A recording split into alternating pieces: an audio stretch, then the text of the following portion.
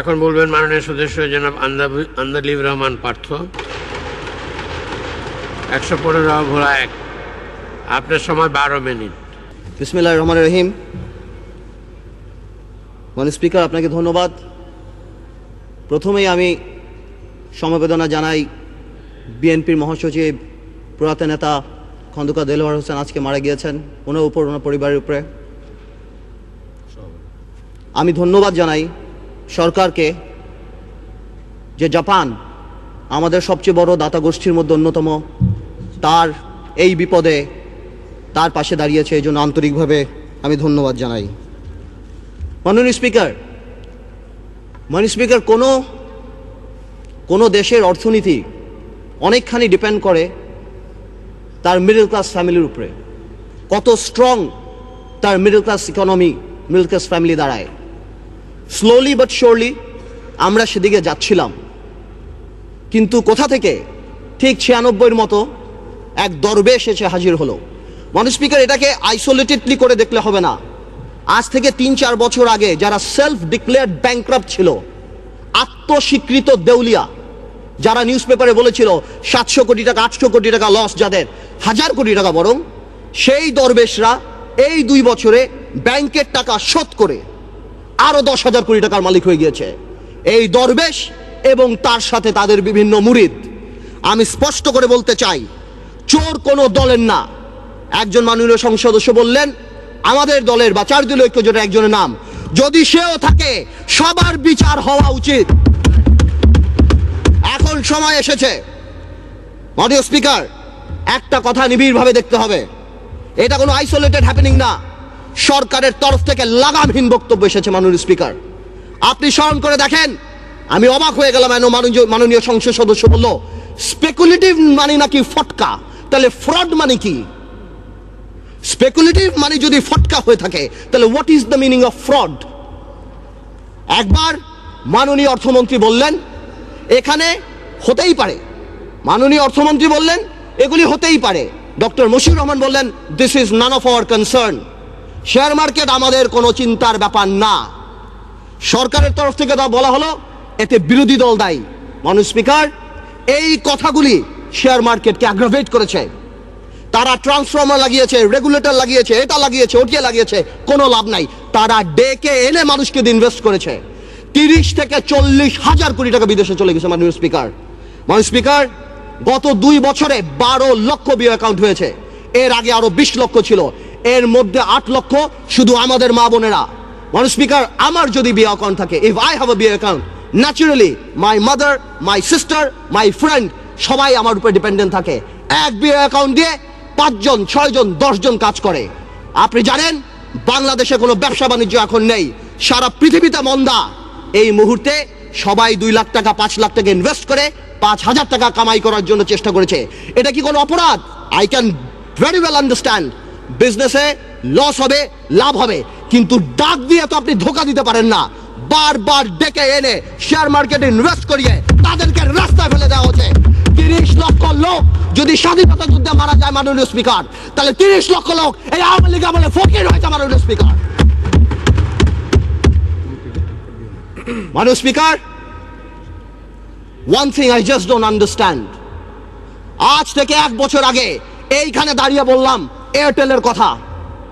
এই এয়ারটেল 2000 কোটি টাকার শেয়ার কেলেঙ্কারি করে বাংলাদেশকে 95 কোটি টাকা স্ট্যাম্প ডিউটি দেয়নি।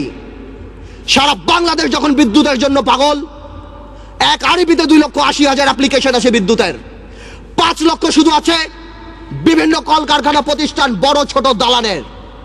210টা টাওয়ারে নির্বিচ্ছিন্ন বিদ্যুৎ সংযোগ দেওয়া হচ্ছে এই এয়ারটেলকে। কেন মাননীয় স্পিকার, আমরা জানতে চাই। আমি জানি আমার এই কথায় এয়ারটেলের করাপশন বন্ধ হবে না, ইনভেস্টিগেশন হবে না, তবে the time has come. I want to urge the people of Bangladesh যে আপনারা এয়ারটেলকে প্রত্যাখ্যান করেন। যেই কোম্পানি ইস্ট ইন্ডিয়া কোম্পানির মতো এত কোটি কোটি টাকা ট্যাক্স ফাঁকি দিয়ে, স্ট্যাম্প ডিউটি ফাঁকি দিয়ে এই দেশে ব্যবসা বাণিজ্য করছে, তাদের ইন্টেনশন ভালো না। আমি সবাইকে অনুরোধ করব বাংলাদেশের যে আপনারা এয়ারটেলকে বয়কট করেন, পাবলিকলি বয়কট করেন। মাননীয় স্পিকার, সন্ত্রাস, সন্ত্রাস আর পাওয়ার প্ল্যান্ট। একটা কথা আমি শুধু বলবো, একজন মাননীয় সংসদ সদস্য বললেন ইলেকট্রিসিটিতে নাকি দেশ প্রেগনেন্ট হয়ে গেছেন। I am not use to this languages, but আমার জবাব দিতে যখন দেখি চানাচুর কোম্পানি, ফার্নিচার কোম্পানি, নাম নিচ্ছি অটোবি, যারা সারা জীবন ফার্নিচার বানিয়েছে তারা বিদ্যুৎ প্ল্যান্ট পেয়েছে, আমার মনে হয় এই প্রেগন্যান্সি খুব তাড়াতাড়ি মিসক্যারেজ হয়ে যাবে এবং এই দেশে বিদ্যুৎ আসবে না। আমরা চাই, আমরা দেখতে চাই যাতে বিদ্যুৎ আসুক। আমি যদি দেখি গাধাকে দিয়ে ঘোড়ার রেস দৌড়ানো হচ্ছে, আমি জানি এই গাধা গন্তব্যে কোনোদিন পৌঁছাবে না। মাননীয় স্পিকার, ডক্টর ইউনূসকে নিয়ে কিছু কথা না বললেই নয়। মাননীয় speaker, I will not go into the details of the law. তবে অনেকেই বলে যে ল ইজ ইকুয়াল।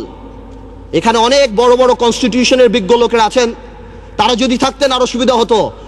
মাননীয় স্পিকার, যদিও পার্লামেন্ট বলে, সংবিধান বলে ল ইজ ইকুয়াল, বাট বাস্তবে কিন্তু ল ইজ নট ইকুয়াল। 111-এ দেখেছি অনেক বড় বড় নেতাদেরকে বিষ তেলে রাখা হয়েছে, কিন্তু দুই নেত্রীর জন্য আলাদা জেলখানা রাখা হয়েছে।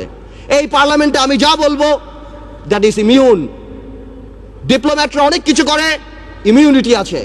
কিছু কিছু ক্ষেত্রে কিছু কিছু স্পেশাল মানুষের জন্য ল একটু কার্ভ করে যেতে পারে। Doctor Yunus, I can very well understand 65 বা 70 ইয়ার্স ওল্ড, বাট 80 বছরের রাষ্ট্রপতি যদি এত বড় বক্তব্য লিখতে পারে, 75 বা 70 বছরের ডক্টর ইউনূস আমি মনে করি গ্রামীণ ব্যাংকের এমডি পদে ভালোভাবেই থাকতে পারত। মাননীয় স্পিকার, ডক্টর ইউনূস বাংলাদেশের সম্পদ না পৃথিবীর সম্পদ। আমি দেখেছি আমাদের মাননীয় পররাষ্ট্রমন্ত্রী বলেছেন this will not affect our relationship, বহির্বিশ্বের সাথে আমাদের সম্পর্কে। ঠিক তার পরের দিনই জন কেরি বলেছেন উই আর কনসার্নড। 23 জন কংগ্রেসম্যান বলেছেন উই আর কনসার্নড। বহির্বিশ্ব ফোন উঠে ঝগড়া করবে না, এটা তাদের diplomatic language, that we are concerned, we are looking into the matter. Doctor Yunus আমাদের মতো না। আমার ফোনে সবচেয়ে বড় ভিআইপি ফোন করে জয়নাল আবেদিন ফারুক সাহেব, আর ডক্টর ইউনূসের ফোনে ফোন করে হিলারি ক্লিন্টন। মনে রাখতে হবে সে কোথায় উঠে গিয়েছেন। ডক্টর ইউনূসের এই ব্যাপারটা অ্যামিকেবলি সেটেল করা যেত। আই হ্যাভ উইটনেসড ইট। আমি নিজে দেখেছি বিবিসিতে হোয়াইট হাউস স্পোকসম্যান বলছে we are deeply concerned, this is Yunus allergy. আমি জানি অনেকে বলতে পারবে এটা আমাদের সার্বভৌমত্ব, আই ক্যান আন্ডারস্ট্যান্ড এটা আমাদের সার্বভৌমত্ব, কিছু একটা ব্যালেন্স নিড টু বি ড্রন। এখন সার্বভৌমত্বর সাথে ব্যালেন্স, এখন গ্লোবালাইজেশনের সময় কালকে বাংলাদেশে বিপদ হচ্ছে, আমরা তাদের কাছে যে হাত পাততেছি, দুই নেত্রীর মনোমালিন্য হচ্ছে, নির্বাচনে যাব কি যাব না, আমেরিকান এম্বাসির দাওয়াতে ভিড় লেগে যাচ্ছে, এখানে ভিড় লেগে যাচ্ছে, আর যখন কোনো কিছু হচ্ছে তখন কি বলা হচ্ছে এটা আমাদের সার্বভৌমত্ব ব্যাপার। এটা সার্বভৌমত্ব ব্যাপার না, এটা পার্সোনাল ভেন্ডাটার ব্যাপার। সংসারের কথা আসতেছে, excuse me, I would appreciate if you let me finish. Yes, please, uninterruptedly. Thank you. Understand it? Yes, you should know it. আমি আরেকটা কথা বলতে চাই, সন্ত্রাসের কথা আপনি বলেন, একটা চেইন অফ কমান্ড থাকতে হবে। যেই দেশের স্বরাষ্ট্র প্রতিমন্ত্রী শাহরুখ খানের কনসার্টে যে মাটিতে বসে, সেই দেশে কি হতে পারে? মান ইজ্জত কোথায় যায় আমাদের? A মন্ত্রী is not a person. A মন্ত্রী holds the flag. সেই মন্ত্রী আমাদের, সেইখানে স্বরাষ্ট্রমন্ত্রী যেই কাজ করে, এই দেশে এগুলি হতেই পারে। মাননীয় স্পিকার, অনেক কথা বলে অনেক কিছু শেষ করা যাবে না, তবে আমি এতটুকু বলতে চাই ডেমোক্রেসির সাথে গুড গভর্নেন্স থাকতে হবে, মোরালিটি থাকতে হবে। আপনি কল্পনা করতে পারেন মাননীয় স্পিকার, একজন অ্যাটর্নি জেনারেল ওই পদে বহাল থাকে, কিভাবে সে বসে বলে কে নোবেল প্রাইজ পাওয়া উচিত, কে নোবেল প্রাইজ পাওয়া উচিত না। এটা অসম্ভব।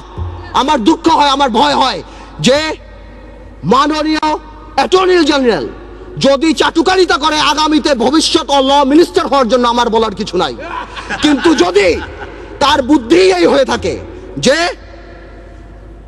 সন্তু লারমার প্রধানমন্ত্রী, হ্যাঁ কে পাক না পাক that is not our concern, কিন্তু ফোরামটাকে ডক্টর ইউনূসের পাওয়া উচিত ছিল না, এই বুদ্ধি যদি অ্যাটর্নি জেনারেলের হয়ে থাকে, তাহলে আমি শঙ্কিত যে বাংলাদেশের জুডিশিয়ারি কোন দিকে যাচ্ছে। মাননীয় স্পিকার, আমাদের সবার কিছু কিছু ব্যাপারে একটা ন্যাশনাল কনসেনসাস হওয়া উচিত। নতুন প্রজন্মের রাজনীতিবিদ হিসাবে আমি এতটুকু ক্লিয়ার করে বলতে চাই, শেয়ার মার্কেট আওয়ামী লীগ বা বিএনপির প্রবলেম না। আমরা চাই এটা খোলাসা হোক। কেন এতদিনের রিপোর্ট আসছে না আমরা জানতে চাই। যারা সেলফ ডিক্লেয়ার্ড ব্যাংকরাপ্ট ছিল তারা কিভাবে 30-40 হাজার কোটি টাকা আছে। আমাদের টেলিফোন যদি ট্যাপ করা হয় আমরা জানতে চাই সেই দরবেশ আর সেই মুরিদদের টেলিফোন কেন ট্যাপ করা হয় না, আমরা জানতে পাই ফোনগুলি কোথায় যায়। এবং আপনার সমন্বয়হীনতার ব্যাপার দেখেন, সরকার যখন বলে ডাইরেক্টলি এর মধ্যে বিরোধী দল ইনভলভ, ঠিক সেই মুহূর্তে আমাদের মোস্তফা কামাল সাহেব যে অর্থনীতি মন্ত্রণালয়ের সংসদীয় কমিটির চেয়ারম্যান, সে ডাইরেক্টলি বলে আমার কাছে তেমন কোনো ইনফরমেশন নাই, আমি তো জানি না। What a mockery! এটা প্রধানমন্ত্রী রাজনৈতিক স্টেটমেন্ট দিয়েছে, উনি ইনফরমেশন দিবে কিভাবে? মাননীয় স্পিকার, প্রথম আলোতে দেখলাম ওনার কোম্পানির 10 টাকা শেয়ার নাকি 290 টাকা হয়েছে। উনি মাশাআল্লাহ 1200 কোটি টাকা কামিয়েছেন, আলহামদুলিল্লাহ। এই টাকা দিয়ে করবে কি? 1200 কোটি টাকা দিয়ে বানিয়েছেন। এই সমন্বয়হীনতার অভাব, বারবার যে কোনো কাজে ডিউ ডিলিজেন্স ছাড়া বিরোধী দলের উপরে আঙ্গুল উঠিয়ে দেওয়া আর শুধুমাত্র বলা এখানে করাপশন, এখানে করাপশন, হাজার হাজার। আজকে শেয়ার মার্কেট আবার ফল করেছে, ডেকে এনে ফল করায়। মাননীয় স্পিকার, আমি আরেকটু সময় নেব আমার এলাকা নিয়ে কিছু কথা না বললেই না।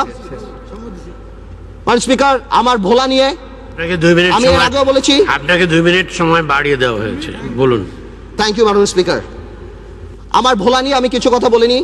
আমার ভোলার নদী ভাঙনের একটা বিরাট প্রবলেম দেখা যাচ্ছে মাননীয় স্পিকার। আমি দেখছি আমাদের 15 কোটি টাকা অফকোর্স ফান্ড দিয়েছে এলজিএডি মন্ত্রণালয়, অন্যভাবে কিছু কাজ হচ্ছে, কিন্তু এই কাজ করে কোনো লাভ হবে না আমার ভোলাতে। আমার ভোলা ইভেনচুয়ালি থাকবে না। আমি আপনার সাথে কথা বলছি, এই মুহূর্তে ভোলা 5 ফিট 10 ফিট ভেঙে গেছে। আজকে যদি এখানে মাননীয় সংসদ সদস্য তোফায়েল আহমেদ স্যার থাকতেন, অবশ্যই সে আমার সাথে একমত হতেন। আমাদের সবার দায়িত্ব ভোলার জন্য কিছু কাজ করা।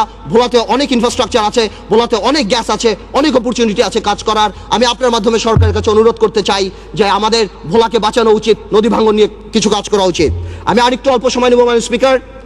ন্যাশনাল কনসেনসাস বা একটা ন্যাশনাল ফোরাম, এই ব্যাপারে আমি যে কথা বলছিলাম, আমরা নতুন প্রজন্ম দেখতে চাই মাননীয় স্পিকার। কিছু কিছু ক্ষেত্রে কিছু কিছু কালপিট, আপনারা যদি সরকার দলীয় সংসদ সদস্য যদি মনে করে যে আমাদের 2-1 নাম বলে, হাওয়া ভবনের নাম বলে এগুলি তারা পার পেয়ে যাবে না। একটা হাওয়া ভবন যদি থেকে থাকে, এই আমলে শত শত মুশকিল আহসান সেন্টার বের হয়েছে মাননীয় স্পিকার। আপনি যদি সেখানে যান আপনার মুশকিল আসান হয়ে যাবে মাননীয় স্পিকার। আপনি দরবেশের মুরিদ হবেন, আপনাকে ভূ দিবে, 2000 কোটি টাকা মালিক হয়ে যাবেন। শত শত লোকসানের কোম্পানি, জিএমজির মতো কোম্পানি, ওয়েস্টিনের মতো কোম্পানি আপনি নিয়ে যাবেন 20 কোটি টাকাকে বিলিং ভ্যালুতে বড় করে আপনি শেষ করে দিবেন। আপনি হঠাৎ রাতারাতি 40 কোটি টাকার মালিক হয়ে যাবেন। সর্বশেষ আমি একটা কথা বলবো, আমি সরকারকে আন্তরিকভাবে ধন্যবাদ জানাই যে সরকার এই দরবেশ বাবাকে বাংলাদেশের অর্থমন্ত্রী বানায় নাই। যদি বানাতো, দেশটার প্লেসমেন্ট শেয়ার বের করে, দেশটার বুক ভ্যালিং বের করে এখন মার্কেটে বিক্রি করে দিত। আপনাকে ধন্যবাদ মাননীয় স্পিকার।